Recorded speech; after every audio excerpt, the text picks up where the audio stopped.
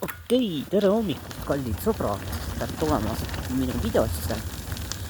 Ja ütlen ausalt, et ma olen mega õnnelik. Aga mind teeb veel õnnelikumaks see asi, et naistel saab see aasta väga raske olema. Sellepärast, et naised on ju tulehobuse aastaga seotud tugevalt.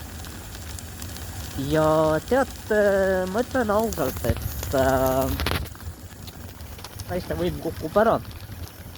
Euroopa Liit teeb Eestiga midagi, mida isegi mina ei oska kirjeldada.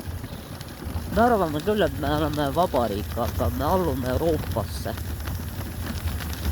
Et me tulime ENSV liidust välja, oleme Euroopa Liidu käpal.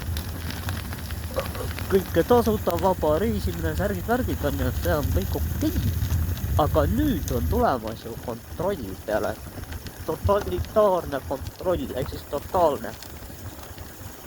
Et läbi selle sama kaamera Euroopa Liidu ametnikud näevad, kas ma räägin siis tõde või ma sitta otse öelda. Ja kahjuks pean tõdema, või õnneks, kuidas kellegile, valega saab alati kõike. Aga valel on lühikesed ja seksikad jalad.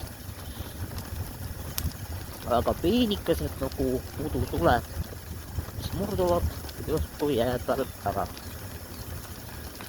Ja mina olen siis jälle hakanud taaskord huvitavaid videosid tegema YouTube'i maastikul.